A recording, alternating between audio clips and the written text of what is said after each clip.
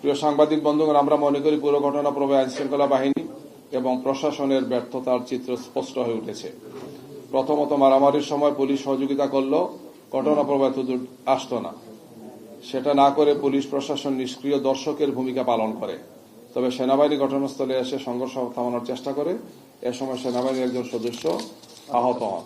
আমরা সেনাবাহিনীর ধন্যবাদ জানাচ্ছি যে তারা সেখানে এসে পরিস্থিতিটাকে নিয়ন্ত্রণ করার চেষ্টা করেছেন। এই জন্য শেরপুর 3 আসনে ঘটে যাওয়া অপ্রত্যাশিত ঘটনা পুলিশ ও গোটা প্রশাসনের ভূমিকাকে প্রশ্নবিদ্ধ করেছে।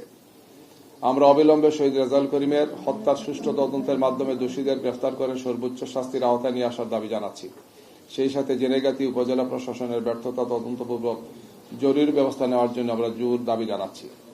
প্রিয় সাংবাদিক বন্ধুগণ, আপনারা জানেন গত কয়েকদিনে সারা দেশে জামাত এবং 11 দলীয় জোটের প্রার্থীদের প্রচারণায় বাধা দেওয়া হয়েছে। অব্যাহতভাবে জামাতে নারী কর্মীদের উপর হামলা এবং নিপীড়ন করা হয়েছে। প্রশাসনকে বারবার জানানো হলেও এখন পর্যন্ত কোনো দৃশ্যমান পদক্ষেপ নেয়নি। আমরা প্রশাসনের এই ধরনের একপাক্ষিক আচরণের তীব্র প্রতিবাদ জানাচ্ছি। এখানে সুনির্দিষ্টভাবে বিএনপির যিনি প্রার্থী তার নেতৃত্বে তিনি উস্কানি দিয়েছেন এবং তার কারণেই এই ঘটনাটা ঘটেছে আমরা মনে করি।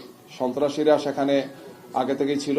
তাদের উদ্দেশ্য ছিল যে নুরুজ্জামান বাদল, যিনি জামাত ইসলামের প্রার্থী শেরপুর 3-এর, মূলত তাকে হত্যা করা, অন্যদেরকে মারাত্মকভাবে আহত করা, এই হীন উদ্দেশ্যে তারা এই কাজটি করেছেন। গিয়ে আমরা প্রশাসনের নীরবতা এবং নিষ্ক্রিয়তা এবং একদিকে হেলে পড়া, আগে আমরা বলেছিলাম, নির্বাচন কমিশন বলেছি, আপনাদের মাধ্যমে আমরা জাতিকে জানিয়েছি, সেটা দিন দিন দৃশ্যমান হচ্ছে।